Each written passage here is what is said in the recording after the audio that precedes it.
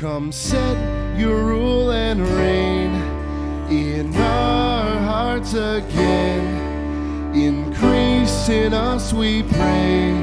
Unveil why we're made. Come set our hearts ablaze with hope, like wildfire in our very souls. Holy Spirit, come invade us now. We are your church. We need your power in us. We seek your kingdom first. We hunger and we thirst. Refuse to waste our lives, for you're our joy and prize. To see the captives' hearts released, the hurt, the sick, the poor at peace. We lay down our lives so heaven's comes. We are your church. We pray, revive this earth. Build your kingdom here. Let the darkness fear. Show your mighty hand. Heal our streets and land. Set your church on fire. Win this nation back. Change the atmosphere. Build your kingdom here. We pray. Unleash your kingdom's power, reaching the near and far. No force of hell can stop your beauty changing heart.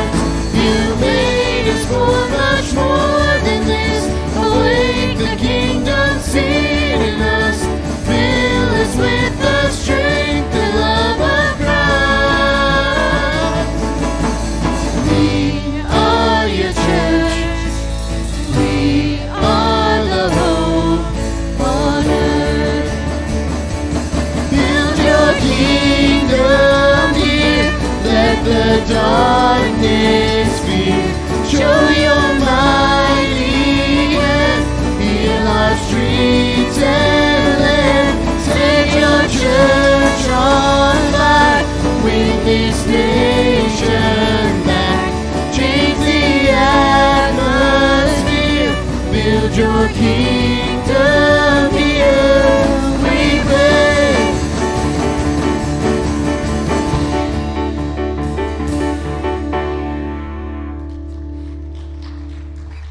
Good morning, everybody. We're so glad that all of you could join us, and I know we say that a lot, but we really do mean it. Whether if you're here in person with us or if you're live joining us on Facebook with the live stream, welcome. We're so glad that you are here. If you are in person with us right now, in front of you, there's a little white card stuck down in the pew in front of you that says Starting Point on it. If you want to grab that out, scan the QR code on it, or if you're at home and you want to scan the QR code that's up on the screen now, or you can text the word GO to 765-697-9767, and that will connect you into all of the different things that we have going on at the church. It'll give you all the announcements that you need. It'll give you links that you can get connected and start serving with some of the different teams around if you're interested in that.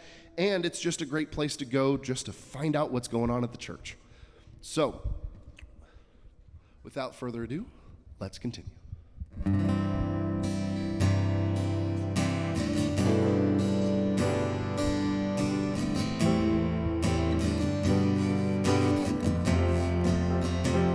I choose to worship, I choose to bow. Though there's pain in the offering, I lay it down. Here in the conflict, when doubt surrounds. Though my soul is unraveling, I choose you now. I will praise you through the fire, through the storm and through the flood. There is nothing that could ever steal my soul.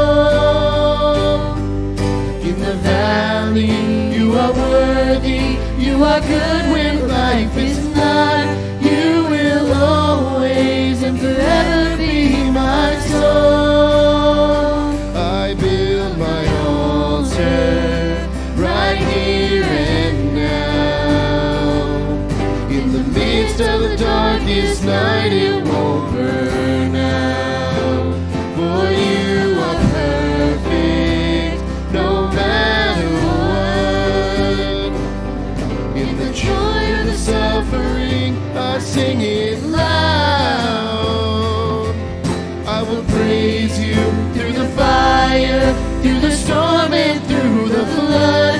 There is nothing that could ever steal my soul.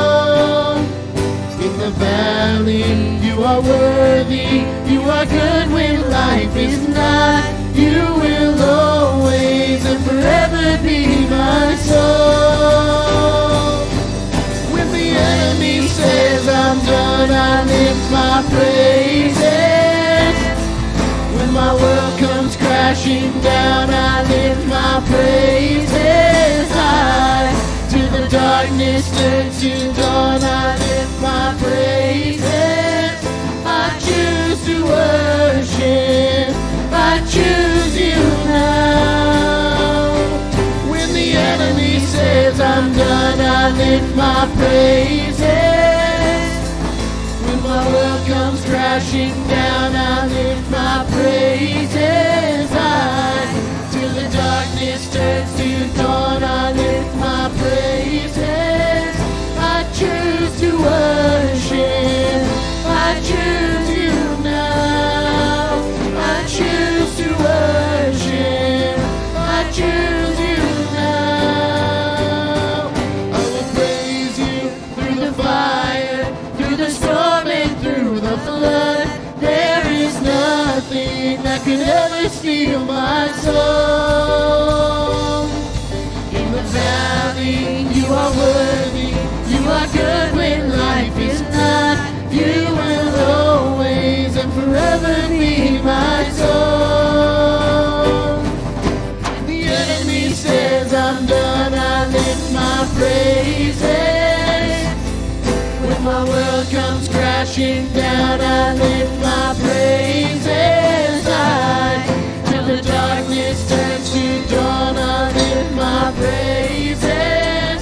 I choose to worship, I choose you now. When the enemy says I'm done, I lift my praises. When the world comes crashing down, I lift my praises high. Till the darkness turns to dawn, I lift my praises. I choose to worship, I choose you now. I choose to worship, I choose you now. I choose you now.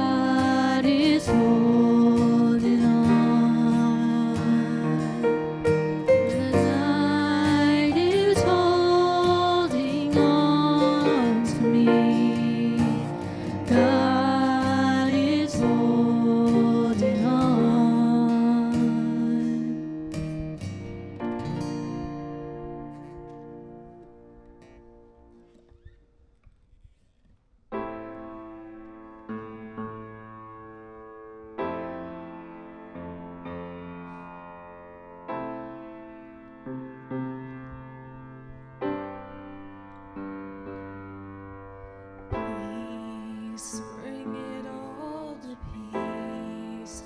The storm surrounding me, let it break. At your name still, call the sea to still, the rage in me to still every wave. At your name, Jesus, Jesus, you make the darkness tremble. Jesus, Jesus, you silence fear. Jesus, Jesus, you make the darkness tremble. Jesus, Jesus.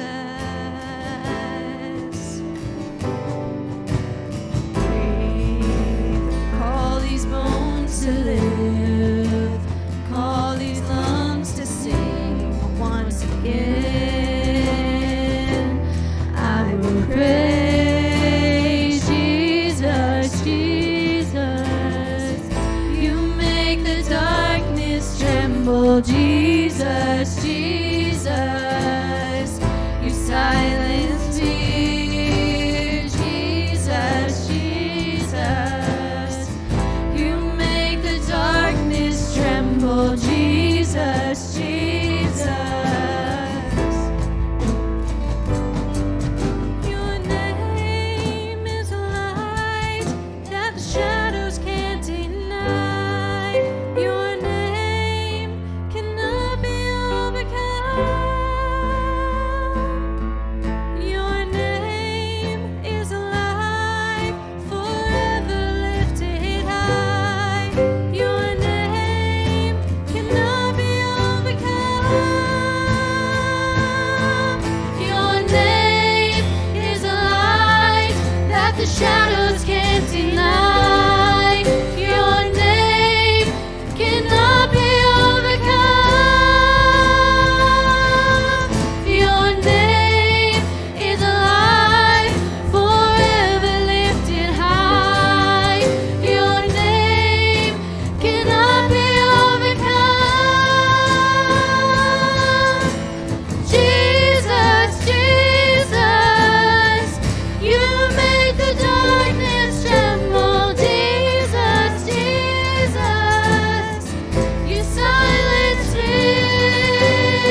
Jesus, Jesus, you make the darkness tremble. Jesus, Jesus. Jesus, Jesus, you make the darkness tremble. Jesus, Jesus, you silence fear. Jesus, Jesus, you make the darkness tremble. Jesus, Jesus.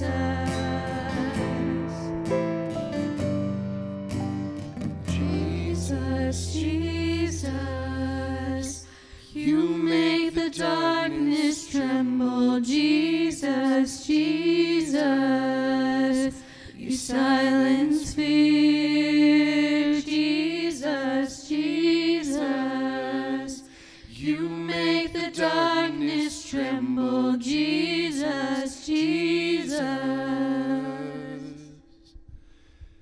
Father, that's our prayer to you.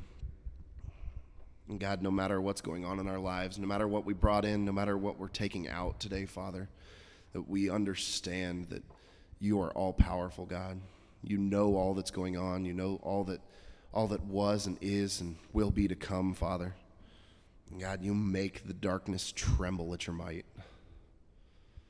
God, just let us hold on to that truth of you. Amen.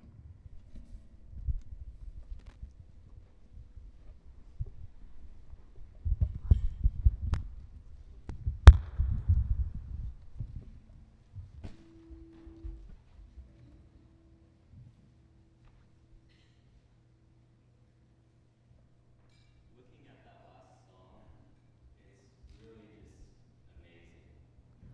Because I came up here this morning and I was thinking something totally different, And then I was sitting back there on that cajon, and I was looking at the lyrics, and totally changed. So, just looking at that, Jesus makes the darkness tremble. He silences fear, Today we're talking about Daniel in the lion's den.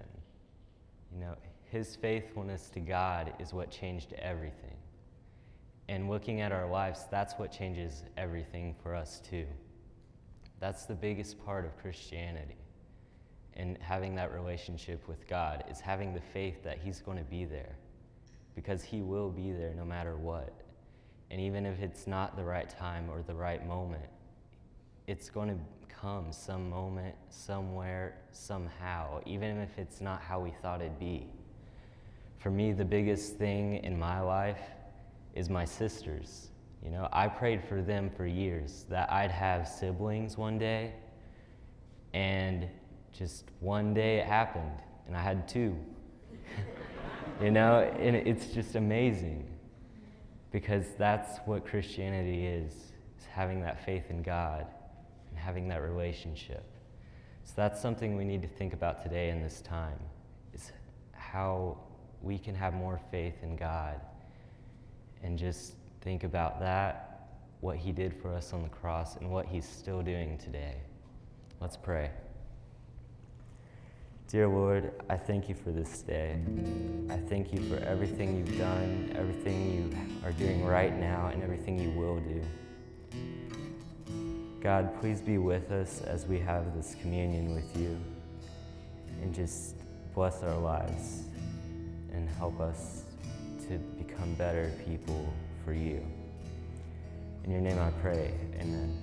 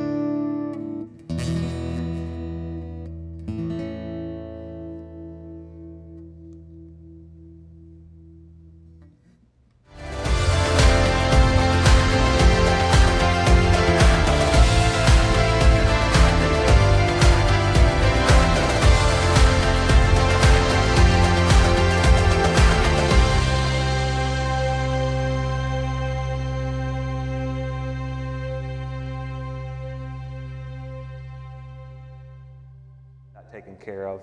Before we get started for this morning, I had just a couple of things that I wanted to talk about. Braden, if you want to advance that, I think I've got a next. Yes. So I was telling my Bible study class this morning that if it feels like we, as of last week, like jumped way forward in the Old Testament, and then you're looking in your Bible and you're like, wait a minute, Ryan, why did we go way back this week? I told you this, and I'm going to keep on telling you this. The Bible, the English Bible that you have in front of you, is not in chronological order. And so a lot of things don't make sense when you read the story. But I've got a timeline up here that's kind of helpful. I'm not going to leave it up here forever. If you would like this timeline, I can send it to you. It's specifically the Old Testament. And you will see that if you move down here, and in the period of the kings, about middle point there, all the way almost down to the bottom, you'll see Jonah there. That's what we did last week. And then if you move yourself a couple 300 years, over here in Babylonian exile, there's one little guy over there, Daniel, all right? So we are staying in order, all right? It doesn't look like it in your Bible. You're like, why are you jumping all over the place? We are right on target with where we need to be. And that's where we find ourselves. We have come through all of these periods here that we've talked about over the last several months. And the periods of the kings, we just came out a lot of that. And now we find ourselves in exile. Next week, we will find ourselves in exile in the book of Esther. And then the last Sunday of this month, we will find ourselves in post-exile in the book of Nehemiah, all right? So we are coming very close to exiting the Old Testament, which it kind of makes me sad because we were talking this morning, there are so many great stories in the Old Testament, so many epic stories in the Old Testament, but we are coming to the end. We'll end this month, like I said, in Nehemiah. And then we're going to spend the whole month of July in the book of Isaiah. So this is the only time, and I apologize if there's a reason for it, and I'm going to tell you why, and I'll probably tell you again. As you will see, you're like, hey, Ryan, that doesn't work. You're in Nehemiah, and then you're going to go all the way back to Isaiah and the period of the kings. Well, that's the one time that we do this, and we get a little bit out of chronological order, and we do this for this very reason. Isaiah is so heavy in messianic prophecy. Isaiah is so heavy in telling us about Jesus and preparing us for Jesus. And if you were to guess, after the month of July, when we go to August, who do we talk about and who shows up on the scene? Jesus. Levi and I just felt like it wasn't really necessarily in the curriculum, but we said we really are kind of cheating ourselves if we don't take some time to slow down and really talk through Isaiah and specifically kind of the plan that God has for his people and preparing us for the Messiah. And so we're going to do that in July. And here's how we're going to look at it. We're going to do Christmas in July is what we're going to have basically for a whole month. And then Jesus shows up on the scene in August. But first, before we get to all of that, we have to talk about our buddy. And I'm going to ask a question, and it's going to be and seem like a really silly question, but I think it's one that needs to be asked because, again, it frames everything that we're going to talk about this morning. Is there anybody in here this morning, anybody who might be watching at home who has been up against it in the recent past? Or maybe where you sit right now this morning, you're up against something in your life. A situation that's either frustrating, disappointing, or trying. Anybody with me this morning? Yes, we're all there. Maybe you're finding yourself increasingly at odds with the environment and the world around you. You're challenged by insurmountable odds that seem to be stacked against you, or you're disappointed by the wrenches that life has thrown at you. I really feel that probably right now you're going, check, check. Everybody is with me right now.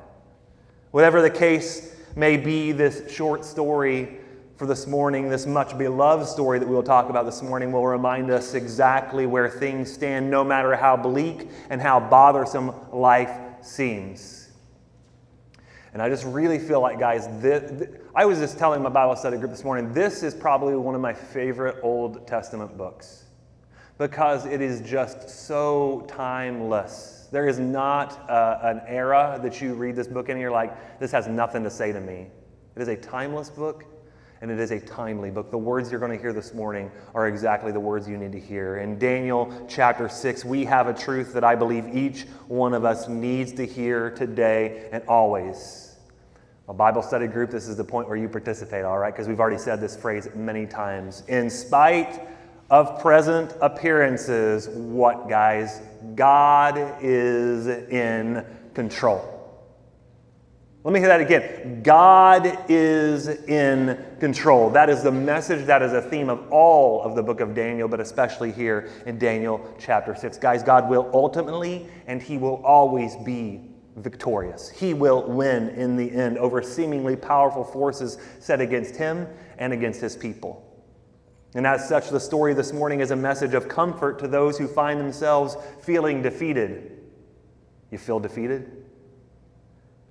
People who see that living in a hostile and an unfriendly world is becoming more and more difficult. Do you feel like you live in a hostile and unfriendly world? Absolutely we do. There's a reason for that. We'll get to that. And much like last week, but I feel like it's just like every week now we have these, you could make a really great, well, I mean, VeggieTales did it. They made a great movie out of Jonah, but like a Hollywood movie out of Jonah. You can make a Hollywood movie out of Elijah and Mount Carmel. You can make a really great, epic, adventurous movie out of Daniel. It has all the makings of a summer blockbuster. I look at Daniel, I think it's kind of like a mix of like Harry Potter meets Lord of the Rings with a dash of Star Wars thrown in. Like, that's powerful, guys. Our story for this morning has it all. Action, intrigue, espionage, lions, liars, and lords. It has everything. You're like, stop, man, that's too much. So I want you to sit back, or better yet, I want you to sit up this morning, and I want you to grab your popcorn and enjoy this episode in Daniel's life. But I don't want you this morning to just sit back and just spectate. Oh, Ryan, tell us stuff. No. I want you to be on the lookout this morning for what God is revealing about Himself and how He is calling us to live in a world that is ferocious and all-consuming. I want you to turn your eyes and your ears and your hearts towards the one who is always with us and is speaking the truth, that in the moments where we seem to be in the most impossible situations, where things are completely out of our control, and precisely those are the moments that God is completely in control. Guys, in the places where it is hottest, darkest, or the most ferocious, that's exactly where you find almost every single time God. Daniel chapter 6, first 3 verses. Here we go. Darius the Mede decided to divide the kingdom into 120 provinces. If you have time, I would encourage you to go back and read chapter 5, because you're like, where in the world did this Darius, which actually his name is pronounced, so I'll probably say a combination of Darius and Darius. Darius is the proper pronunciation. Go read chapter 5. It tells you where Darius enters into the story, and it's literally, I'm not even saying this, it's literally overnight this guy shows up. The Babylonian king has been killed, and Darius shows up, and the Medo-Persian Empire begins its rule and reign. And Darius decides to divide his kingdom into 120 provinces, and he appointed a high officer to rule over each province. And the king also chose Daniel, here he is, Daniel and 2 others as administrators. You could almost think of these guys like presidents, if you will. It's like 3 presidents here that he's using to look over all of these 120 officials. And why does he do that? To protect the king's interests. Translated, what's that mean there, guys? The king doesn't want to lose any money. And so you can imagine, with a far-flung empire all over the place, he's got to put 120 guys over this to make sure all the taxes get collected, all the money gets taken in. But what happens when 120 guys get their sticky little fingers on money? It starts going in pockets and robes and everything. So these 3 guys, Daniel and these 2 other administrators, are the top guys. They're like, we aren't going to let anything happen. We're going to protect the king's interests. And here's what it says in verse 3. Listen to this. This is very important. Daniel soon proved himself more capable than all of the other administrators and high officers. And because of Daniel's great ability, the king made plans to place him over the entire empire. Now, when this chapter opens, Daniel is now 80 plus. You remember Daniel when he came into the kingdom of Babylon, he was just a teenager. He has lived for the full 70 years in captivity in Babylon. And he is an 80-year-old man at this point. He's not a spring chicken anymore. It's quite possible, actually, that Daniel was in semi-retirement when Darius pulled him out and said, I want you to be an administrator. He had heard of Daniel and Daniel's wisdom. If he seems to probably be fully out of the political scene, but he has served faithfully for decades. To put it into perspective, by the way, for how long Daniel was at the highest levels of government in both Babylon and Medo-Persia, earning the trust of the rulers, many different rulers and kings, Daniel would have risen the ranks. And I've got a picture here to kind of put this in perspective. He would have risen to the ranks in the administration of Harry Truman.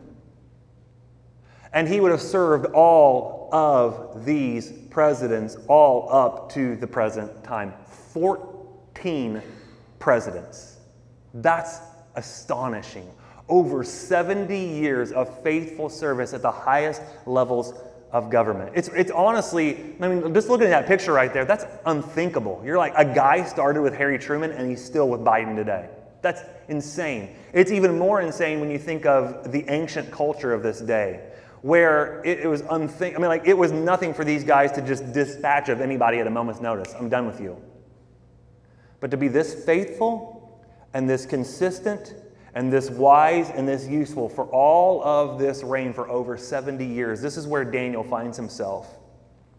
Which, this is just an aside, but I was thinking about this.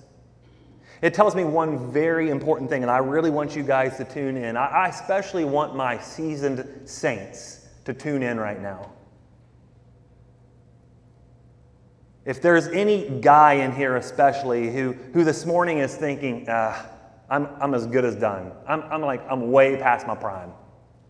Daniel is exhibit A that, guess what, guys? Old guys can still get stuff done. Right? Amen? Oh man, you guys, don't any of you think, I'm done. Just put me out to pasture. No. You are fruitful as long as you are faithful. And you are faithful until the day that you die. For everyone sitting here that's thinking they're past the age of usefulness, age has nothing to do with fruitfulness. Availability does. But guys, this isn't what makes Daniel special or successful, not just because he has outlasted everybody else and he's some old guy sitting at the top of this kingdom.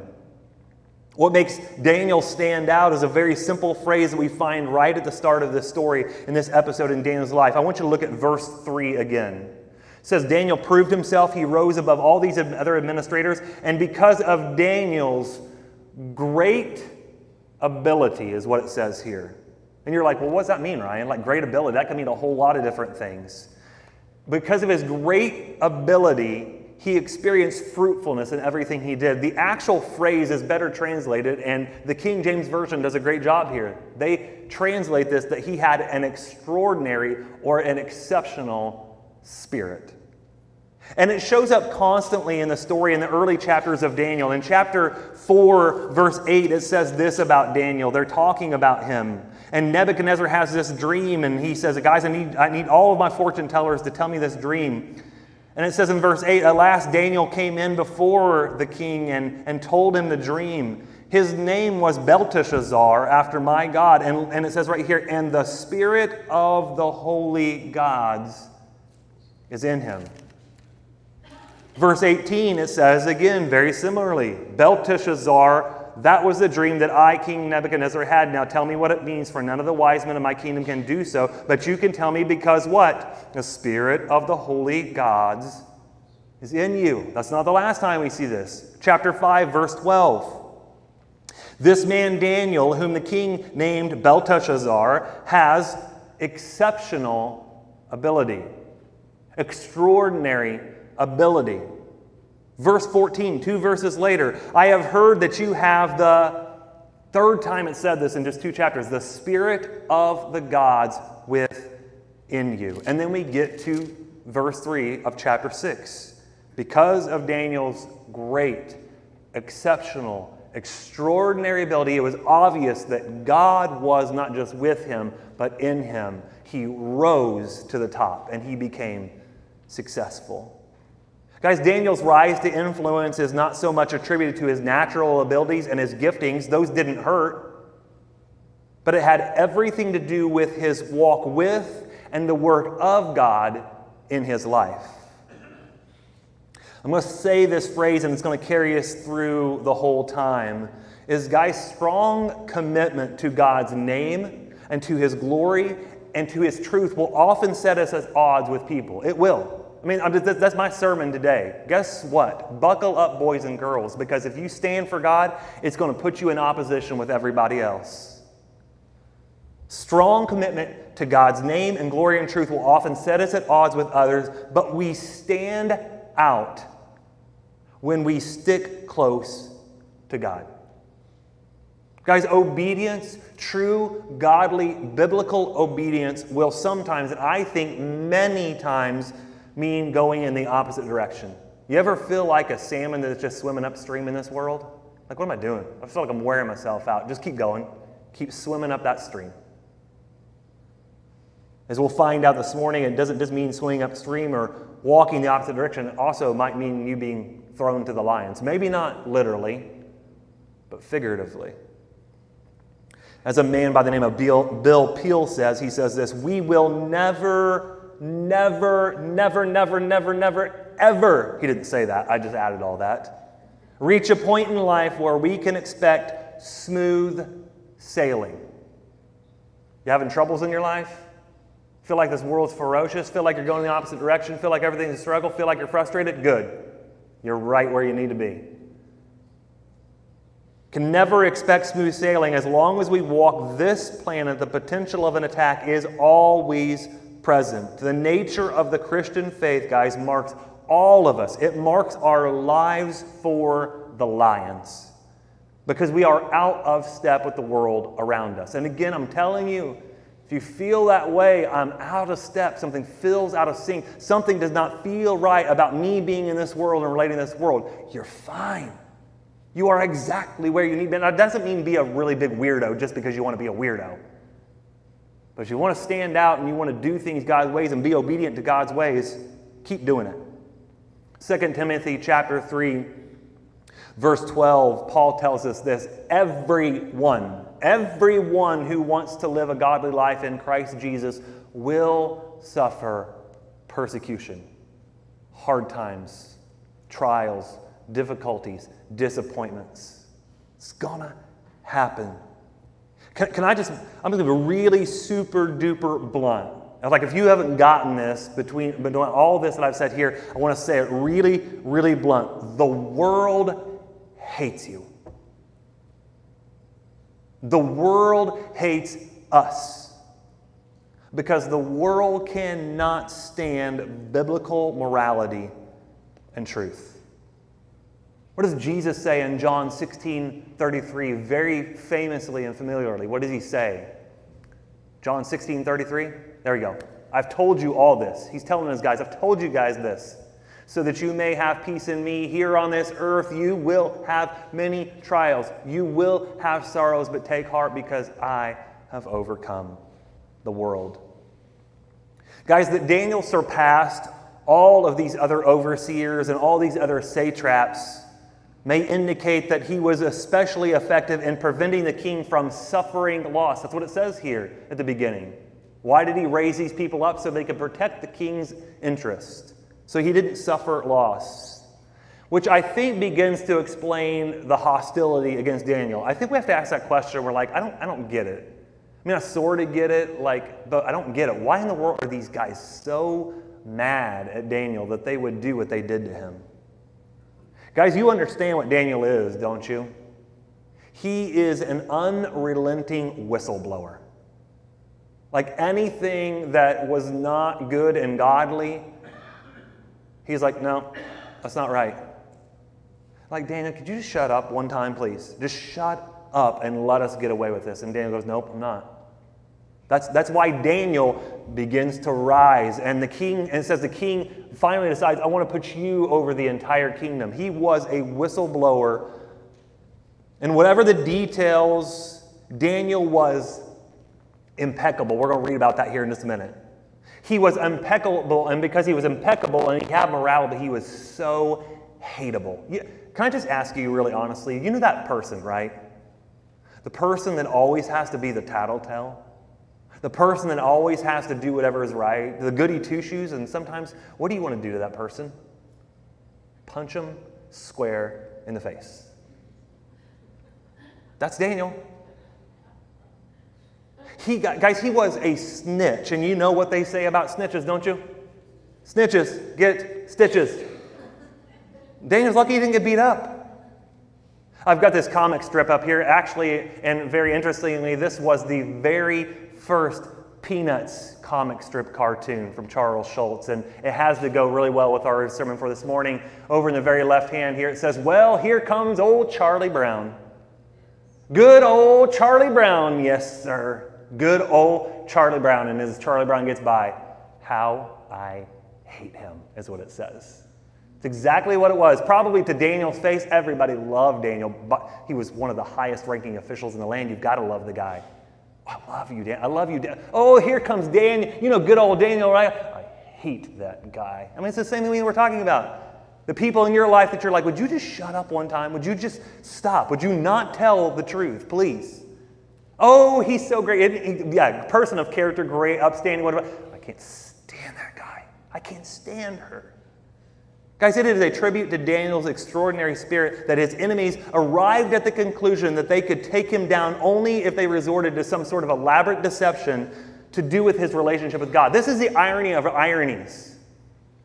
They wanted to use his morality and turn it into an immorality, to turn it into a wrong. They simply knew that Daniel would not stop walking with and worshiping his God. That's how dedicated and devoted and committed and consistent he was in his walk with God. What he did in public, he did in private. What he said he was going to do, he would do. The dilemma and the deception here in this chapter comes from the animosity that this world has for those who wholeheartedly serve God. That was the case under Babylonian rule, think fiery furnace, Daniel chapter 3, and now under Persian rule here in Daniel chapter 6. Because it doesn't matter where you are and what time of history you find yourself in, the world hates you and me. It hates devoted followers because they have a quiet faithfulness that cannot be explained and cannot be eroded. John 15:19. Jesus says, "The world would love you as one of its own if you belong to it. But you are no longer part of the world. I chose you to come out of the world, so it hates you." I mean, it's not rocket science, but we often forget this stuff, don't we? And I'm really convinced, guys, that much like Daniel, the power of quiet faithfulness, an excellent spirit, an extraordinary spirit is what will turn a watching world to the glory of Christ. Which, by the way, he himself is the epitome, the ultimate reality of what it means to display quiet faithfulness, isn't he, Jesus? What does it say in Isaiah 53:7? He, Jesus, was oppressed and treated harshly, yet he never said a word. You'll notice as we read the story that Daniel doesn't say a word until verse 21, and even then he only says 2 verses worth of words. That's quiet faithfulness. Guys, Daniel 6 reminds God's people, don't think that Daniel's is an exceptional situation. It's an exemplary situation. But this is the way it is with God's people, God's servants in this world. You will be opposed, but you stand out with quiet faithfulness. But Daniel's success also hinged on something else, another S, if you will. It wasn't just that he stood out, but through everything, and I really think this right here, guys, this is the money part, the meat of the sermon right here. Didn't just stand out, he stayed consistent with everything in his life. Guys, we stay committed even when we are contradicted because that's what God calls us to. Daniel chapter 6, moving on here, verse 4.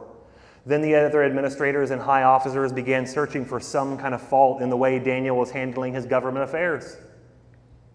But they couldn't find anything to criticize or condemn. That's unheard of. To not be able to find anything on someone, no skeletons in the closet, nothing. He was faithful and always responsible and completely trustworthy. And so they concluded our only chance of finding grounds for accusing Daniel will be in connection with the rules of his religion. And so the administrators and the high officers went to the king and said, "Long live King Darius. May you rule forever." Imagine how that makes a head go. We are all in agreement. No, you're not all in agreement, a dummy. Probably here's the case. The other two administrators that were with Daniel are a part of this, and maybe a handful of the other 120 officials. But we're all in agreement about this. Have you ever had somebody come to you before about like, hey, we all think this. Oh, really, who's all? Please tell me who all is. Is it you? It's you, isn't it, right? It's a very small band of people here. We're all in agreement. Who do we know is not in agreement with this decree and this rule? Daniel, right? Daniel would have never agreed to this. We're all in agreement, the administrators, officials, high officers, advisors, governors, that the king should make a law that will be strictly enforced, give orders that for the next 30 days any person who prays to anyone, divine or human, except to you, your majesty, will be thrown into the den of lions. Now, your majesty, issue and sign this law so it cannot be changed, an official law of the Medes and Persians that cannot be revoked. So King Darius signed the law. Listen.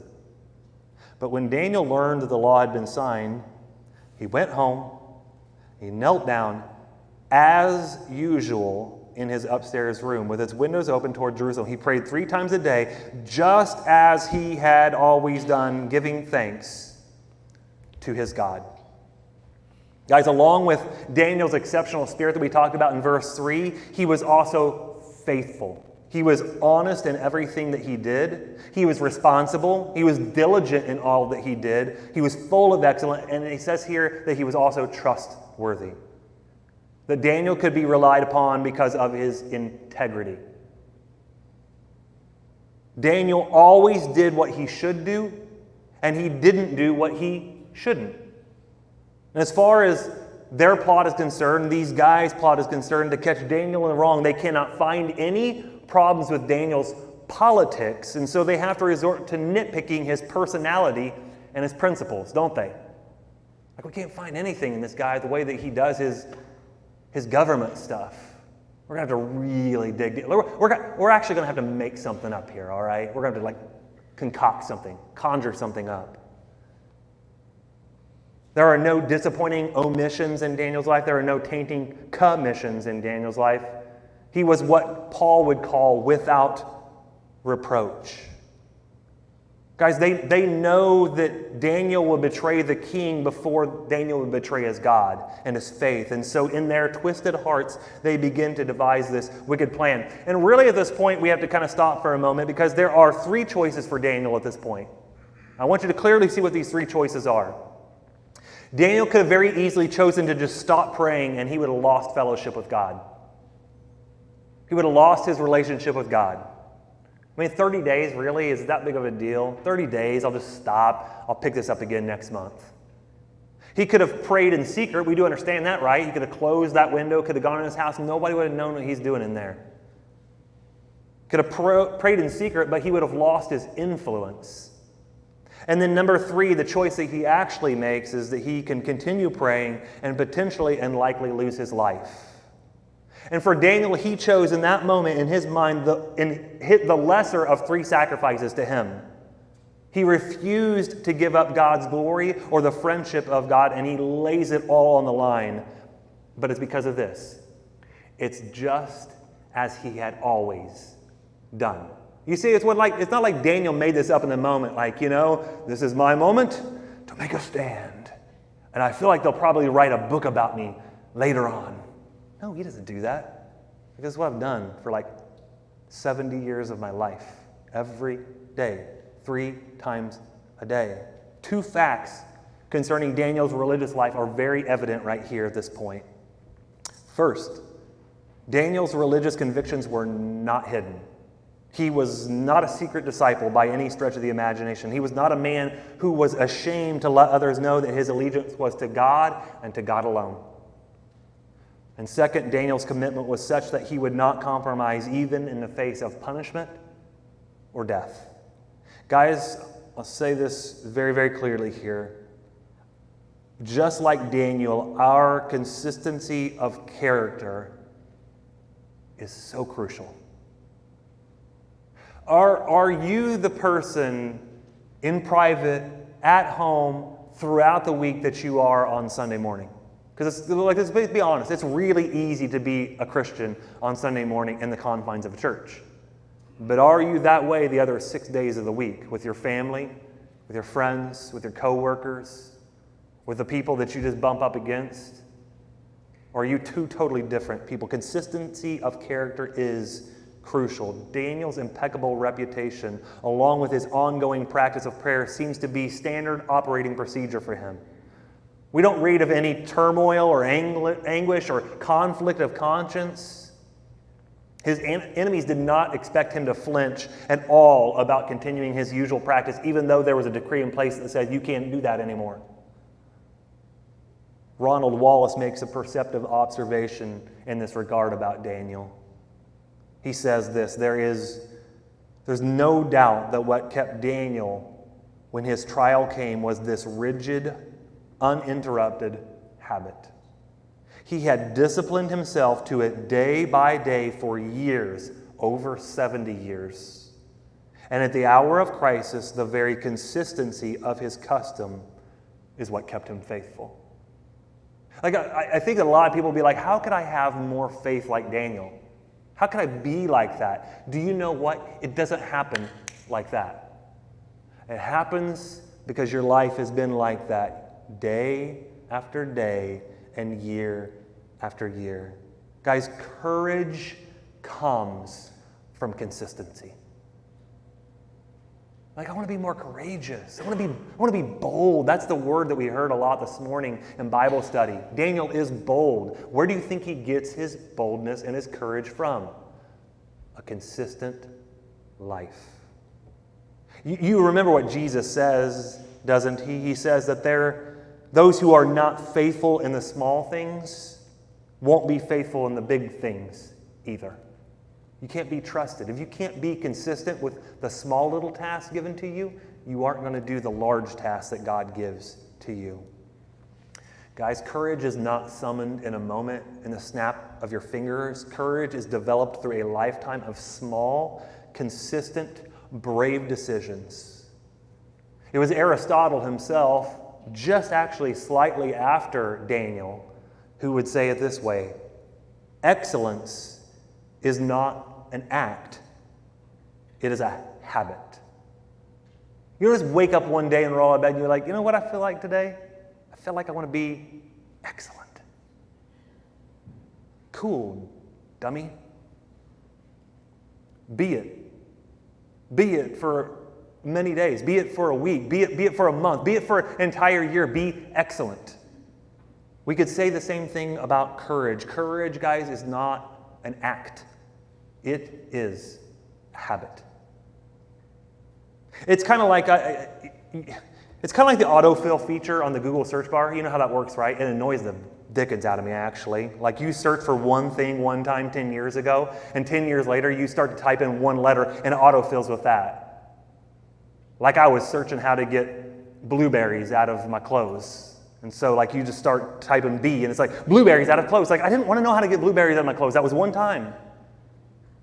But this is what it's like in our life about consistency. It's like that autofill feature on Google search. What autofills your bar when you experience hard times, the heat, or the lion's lair?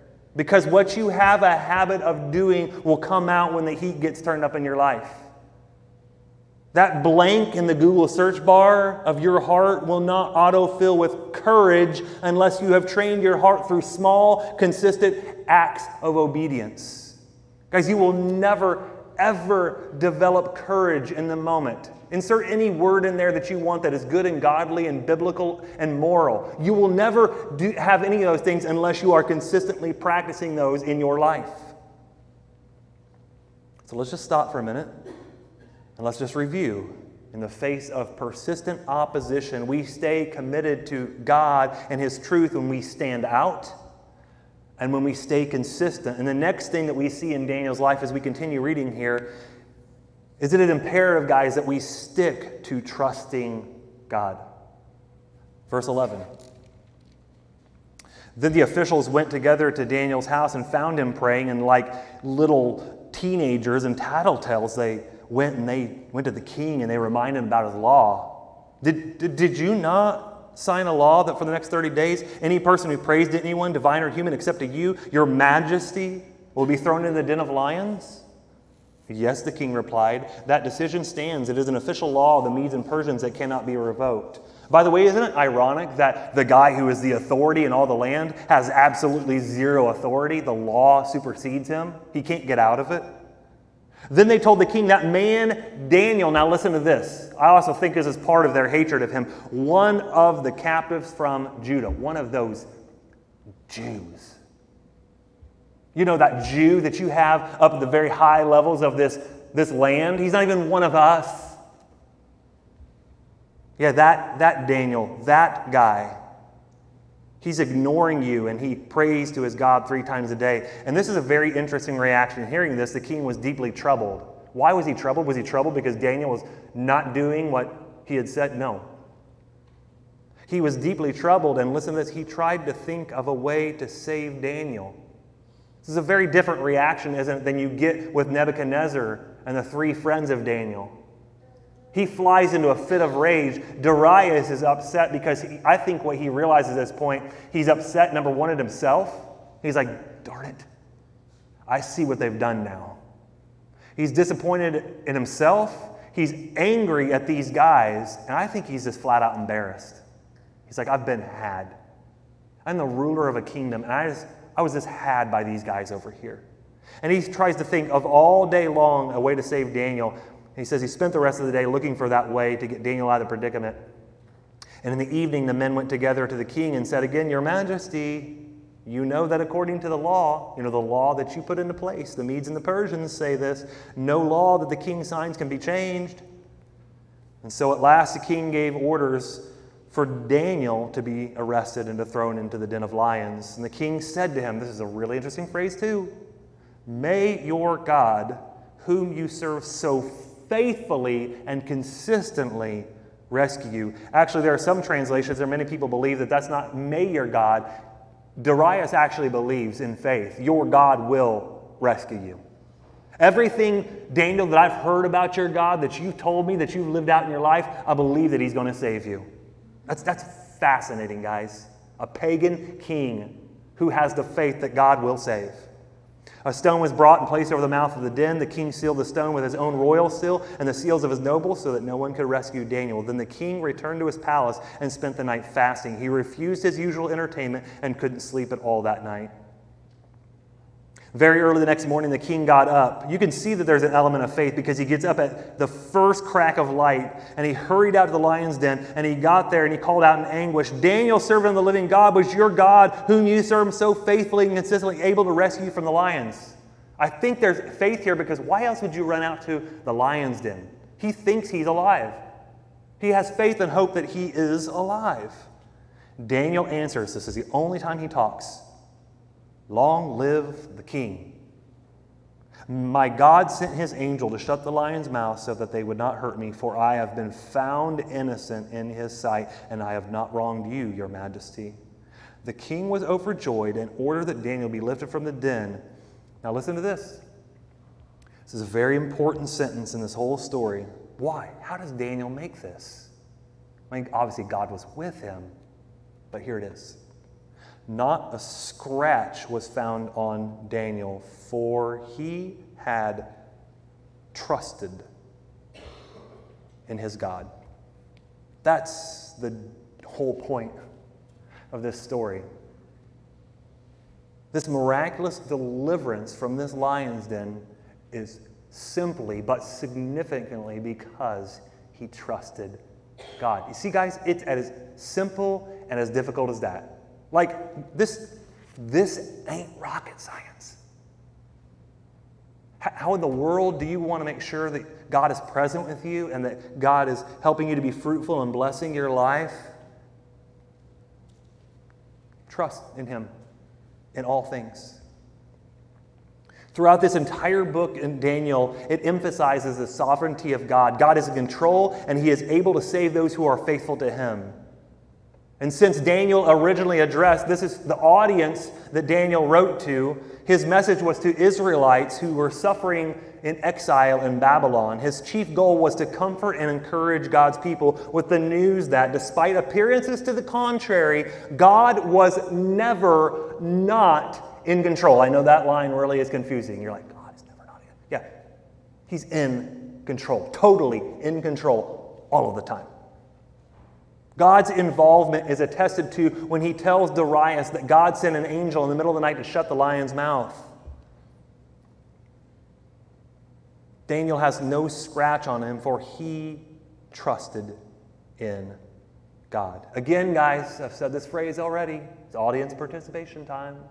In spite of present appearances, God is in control. This is evidenced by the progression of Daniel through this whole early part of this book. He shows up in Babylon as a prisoner, and then he becomes an initiate, someone who is brought into the royal court to serve the king. He becomes a sage. He becomes the chief sage. He becomes administrator over Babylon. He becomes a personal advisor to the king. He becomes third in command over the kingdom. He becomes the prime minister or the vice president, if you will. And then he becomes, here in Daniel chapter 6, the overseer of the entire kingdom. Guys, that's a pretty good rise, isn't it? Prisoner to overseer of the entire kingdom. Now, that didn't just happen like that. It happened over like 70 years of his life. It is a distinguished career, all because God's hand was on him because of his faithfulness. Why did God save Daniel like he does? Is it because Daniel's like super special? Like he's the one guy in history, in biblical history, it's like, oh my land, he's so amazing. Again, guys, I don't want you to miss it. I want to be very obvious about the text says it was for one single solitary reason, because Daniel trusted in his God and prayed to him in faith. That's why he was rescued. If I were to paraphrase verses 21 and 22 when Daniel speaks, it would go something like this. Darius, they didn't touch one gray hair on my head. And of course, you should know the reason, Darius. I honored my God, I trusted my God, I stayed faithful to my God through thick and thin. I put the whole situation in God's hands, and I trusted him no matter what came.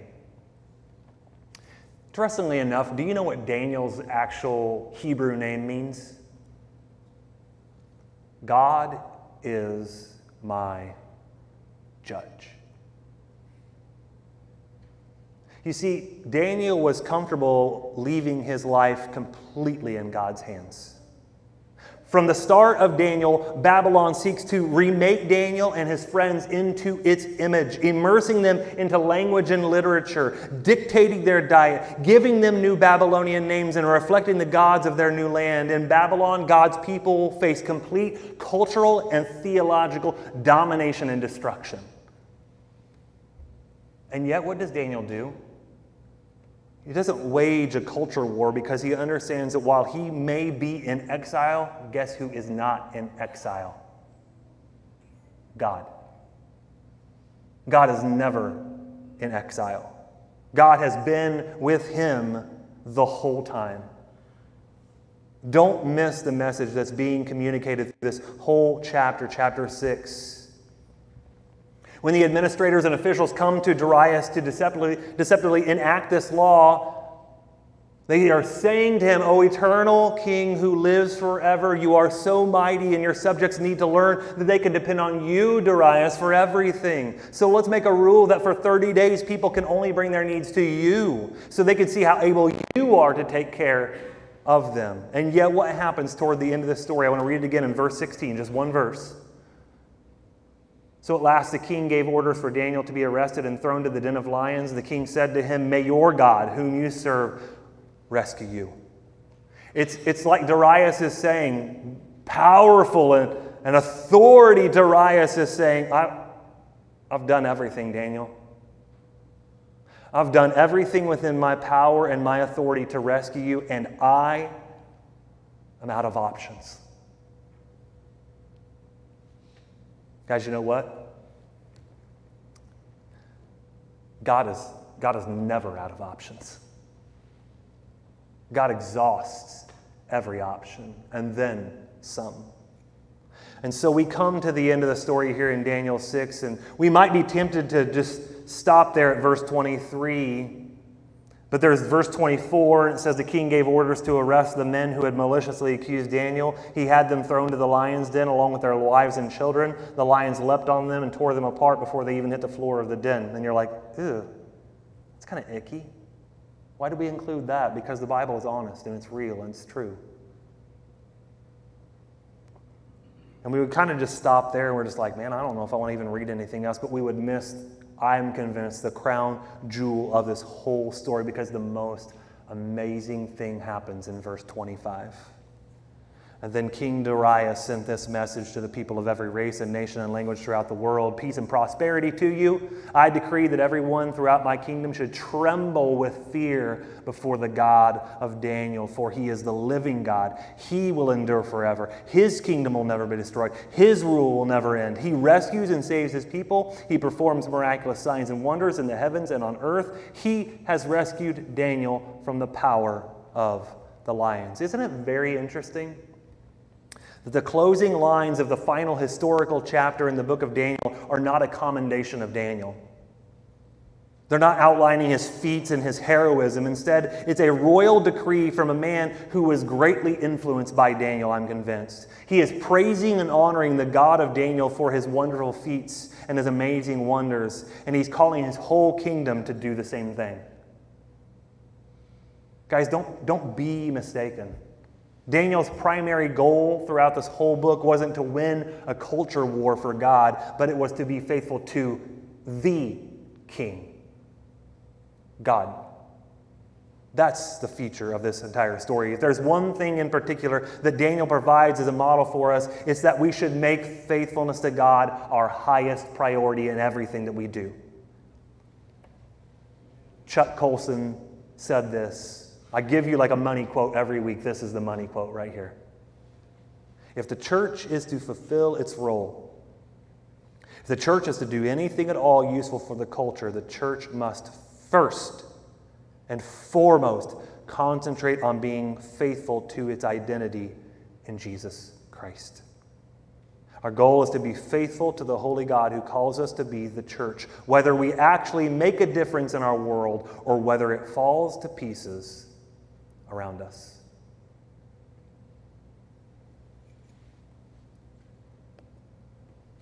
You see, I think that we often take the wrong message from Daniel. We often focus on this lion's den and this moment where Daniel is so brave and courageous. And rightly so. That is brave and that is courageous.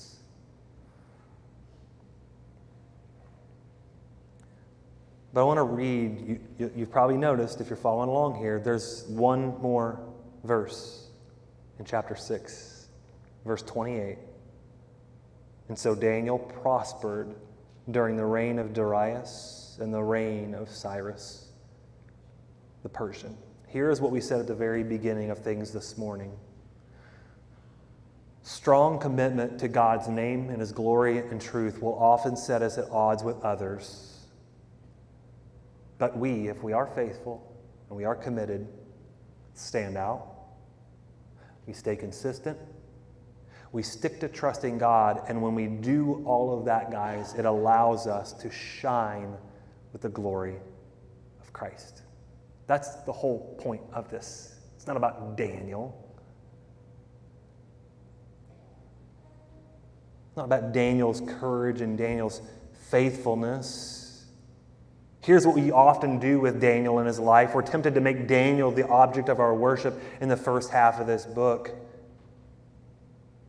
Daniel's courage and faithfulness in the land of cruelty and captivity can easily tempt us to make him the primary hero of the text. In doing so, we neglect Daniel's very own message that he writes, guys. God is and always will be the hero. As this book is more than a hero tale that inspires us to live a courageous life for God amid very hard circumstances. It is certainly no less than that, because the story of Daniel in the Old Testament as a whole is not written only as a method of remembrance and historical reflection, but also as a model for future behavior and actions. In some small sense, Daniel and his friends and other people in the Old Testament are meant to serve as life examples for the faithful who would follow. But that is the potential danger and pitfall of this book. And because the human actors and the events in it are so fascinating, we can lose sight of the fact that this book is ultimately not about Daniel or his 3 friends, but it is first and foremost about God and his victory over this world. The main purpose of Daniel is to reveal to us who God is, his character, his purposes, his way of working in the world for the good of his people. Guys, what have you often heard? And I've heard this message before, and I've heard this phrase before. In fact, there's an entire book written about this, is that we are to dare to be a Daniel. It's not the message of this book. It's not dare to be a Daniel. You know what the actual message of the book is? It's to dare to do something, but it's to dare to trust in Daniel's God and see what will happen in your life.